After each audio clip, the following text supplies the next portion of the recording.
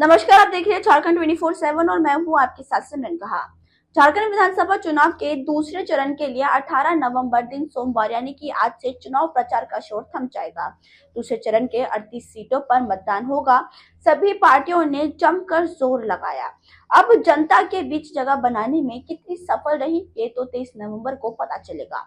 लेकिन उससे पहले सभी पार्टियों की तरफ से जीत के दावे किए जा रहे हैं। बीजेपी प्रवक्ता अशोक बटाइक ने कहा कि जिस तरह से पहले चरण के 34 सीटों पर हमने बढ़त बनाई है, हम बढ़त को आगे बढ़ते हुए जो अगले चरण के लिए मतदान होंगे उसमें भी निश्चित रूप से जो प्रचारक अभियान किए हैं, हमारे जो बड़े नेताओं ने यहाँ आकर सभा की है और कार्यकर्ताओं ने जो काम किया है उससे तय है कि हम झारखंड मुक्ति मोर्चा और कांग्रेस को विपक्ष में बैठने का काम करेंगे।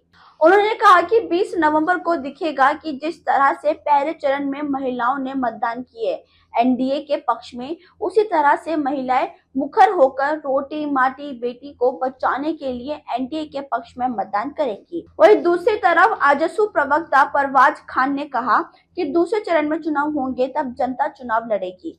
सरकार में 5 साल में सिर्फ भ्रम फैलाया है। अपने वादे पूरे करने में ये सरकार विफल रही थी। जनता चाहती है कि जल्द से जल्द इस सरकार को हम बदले।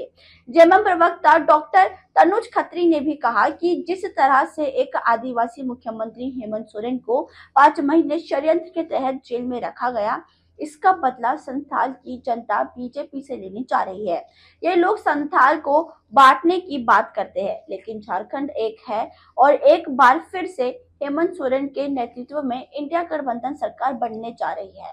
वहीं कांग्रेस प्रवक्ता राजेश सिन्हा ने भी बीजेपी पर तंज करते हुए कहा कि बीजेपी दिन में भी हसीन सपने देखती है। झारखंड की महिलाओं को जो इस सरकार ने मैया समान योजना से लाभ पहुंचाकर उनके सपने पूरे किए हैं, उसके लिए हमारी सरकार को एक बार फिर लाने के लिए उत्सुक है।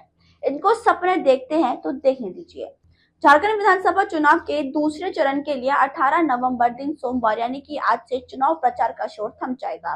दूसरे चरण के 38 सीटों पर मतदान होगा। सभी पार्टियों ने जमकर जोर लगाया। अब जनता के बीच जगह बनाने में कितनी सफल रही ये तो 23 नवंबर को पता चलेगा।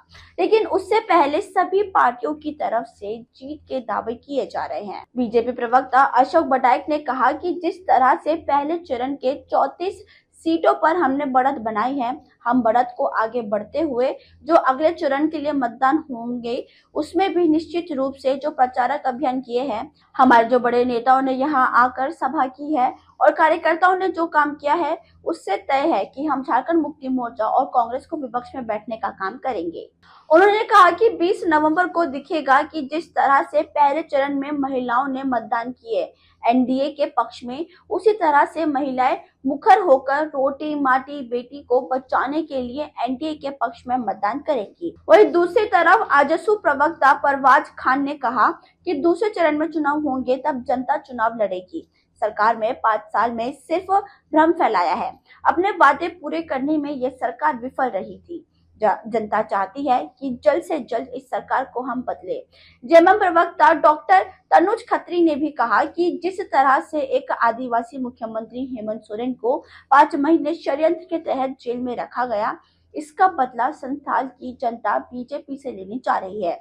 ये लोग संथाल को बांटने की बात करते हैं, लेकिन झारखंड एक है और एक बार फिर से हेमंत सोरेन के नेतृत्व में इंडिया गठबंधन सरकार बनने जा रही है।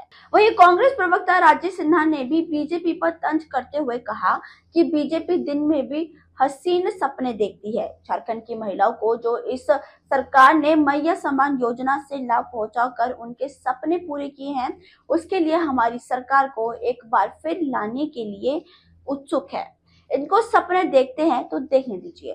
खैर, अभी के लिए फिलहाल बस इतना ही। झारखंड से जुड़ी खबरों को और जानने के लिए आप देखते रहिए झारखंड 24/7। धन्यवाद।